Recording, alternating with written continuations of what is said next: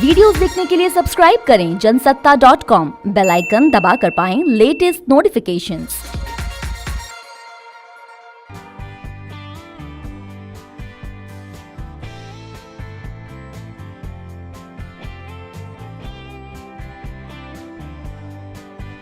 Hindi medium से पढ़ा अलीगढ़ की मिडिल क्लास फैमिली का एक लड़का जो फर्राटे से अंग्रेजी भी नहीं बोल पाता था। पैसों की तंगी थी, लेकिन इंग्लिश पर कमांड हासिल करने और कुछ कर दिखाने का जुनून भी था। फोर्ब्स और फॉर्च्यून जैसी मैगजीन पढ़ने का शौक तो था, मगर जेब में इतने पैसे नहीं थे कि खरीद पाएं। ऐसे में एक दिन विजय शेखर नाम का वो नौजवान दिल्ली से किलो के भाव पुरानी फोर्ब्स और फॉर्च्यून मैगजीन का ढेर खरीद कर घर लाता है। इस बात से अनजान कि ये पुरानी पत्रिकाएं उसे कामयाबी की नई मंजिल की तरफ ले जाने वाली हैं। नमस्कार, जनसत्ता में आपका स्वागत है और आज हम आपको दिखाने जा रहे हैं कहानी पेटीएम के संस्थापक विजय शेखर शर्मा की।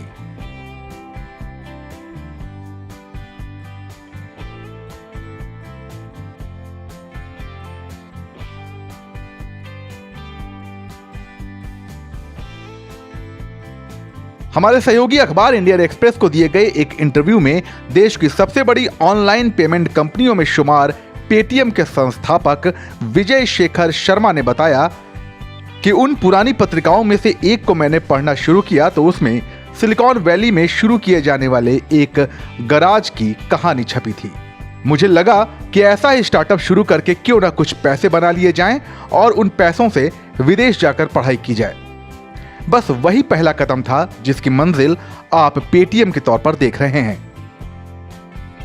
जोश जोश में विजय शेखर ने अपना स्टार्टअप शुरू करने का फैसला तो कर लिया, मगर जल्दी ही उन्हें एहसास हो गया कि भारत में अभी माहौल स्टार्टअप को फंडिंग करने का बिल्कुल नहीं है। विजय शेखर ने शुरुआत कॉल सेंटर से की, मगर पेमेंट कलेक्शन में देरी हो जाने की वजह से वह आर्थिक समस्याओं और कर्ज के जाल में फंसते चले गए। एक दौर ऐसा भी आया कि उन्हें 24% की महंगी ब्याज दर पर 8 लाख रुपए का लोन लेना पड़ा था।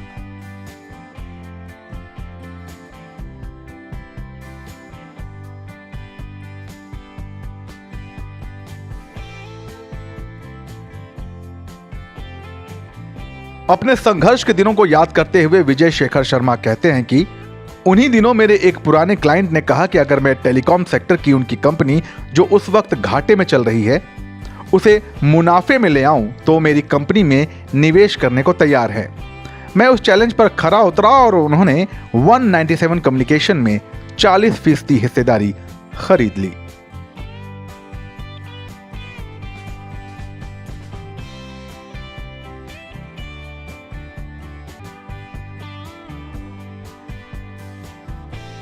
पे टू मोबाइल यानी पेटीएम शुरू करने के लिए विजय शेखर शर्मा ने 197 कम्युनिकेशंस के बोर्ड ऑफ डायरेक्टर्स के सामने प्रस्ताव रखा तो सभी को शक था कि क्या मोबाइल पेमेंट जैसा वेंचर भारत में कामयाब हो पाएगा।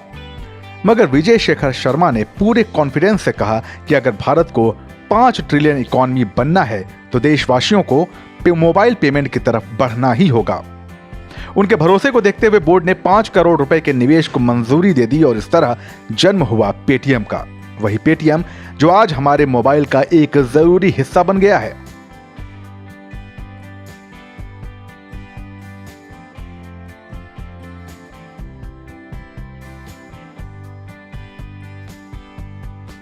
पेटीएम और उसके संस्थापक की यह कहानी आपको कैसी लगी हमें कमेंट सेक्शन में जरूर बताइएगा और ऐसे ही दिलचस्प किस्सों के लिए बने रहिए जनसत्ता के साथ।